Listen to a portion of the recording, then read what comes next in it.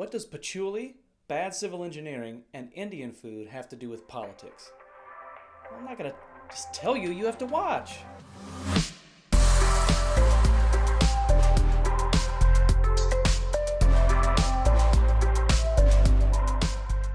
Thanks for watching No King But Christ. I'm Adam Graham.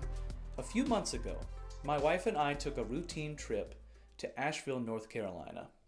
And if you're familiar with Asheville, you will likely recall a couple of things about it. One, the roads there are horrible, or at least horribly laid out. It requires every ounce of your attention to make it from one highway to another, and the city streets are even worse, the scene of what I can only recall as my wife and my first fight as a couple.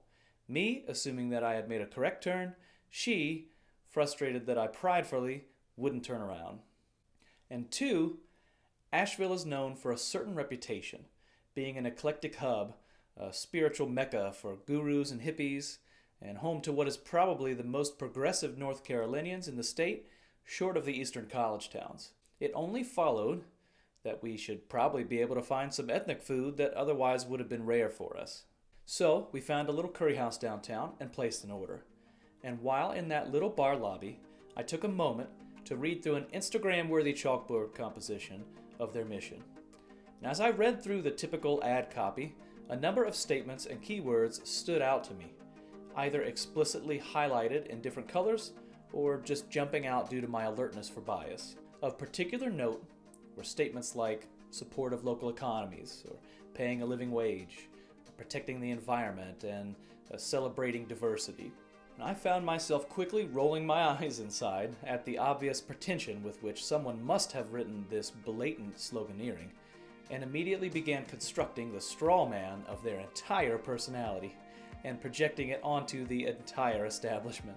But then I stopped myself, and I thought just a little bit more carefully.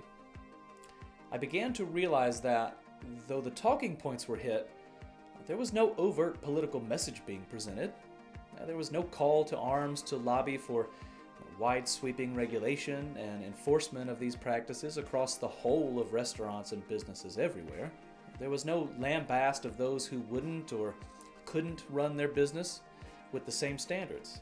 This was a simple, personal message of conviction and, most importantly, action, taken by one restaurant, one business person who believed so much in their own beliefs about how a business should be run that they did the one thing they could do peacefully.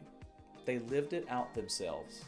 And then I thought, why would I actually fundamentally disagree with any of these points being made? I mean, would it be such a horrible state if a restaurant would be able to bring so much value to their patrons that they could afford to run their business in such a way as to pay their employees enough to live and thrive on that salary alone? As a Christian, what other way should a business be run but in a way that was sustainable long-term for the environment? Would some businesses focusing on supporting and growing their local economies take away from some other economies in an unjust manner? And aside from the knee-jerk overreaction of some influential institutions in society to a perceived lack of diversity, is it nonsensical to embrace any celebration of diversity at any level? When here I was, an American, in the South, craving food from the other side of the planet. And it was there that I was reminded of the simple truth that politics poisons everything.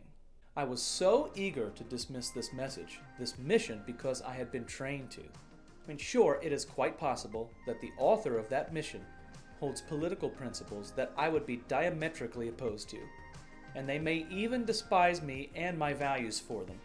But in our fervent defense of political principles, principles that should be defended, we so often square ourselves off from our opponents and steadfastly oppose them in a binary manner, a manner which not only denies the nuance of almost every issue imaginable, but also often forces us into a corner defending a position we do not or would not actually take, were we able to separate the merit of the outcome from the means of its execution. Let us always be willing to agree wholeheartedly on the destination with those who wish to travel there, while tirelessly opposing any unjust means of our arrival. And, who knows, maybe get some good curry on the way there. Now remember to like and share this video, and I want to challenge you to share a political issue in the comments below that you think may have poisoned your own views on the world. And be sure to subscribe and follow No King But Christ to make sure you never miss a video. Now, if you'll excuse me, all this talk about Indian food is giving me a craving for curry. Hey babe, do we have...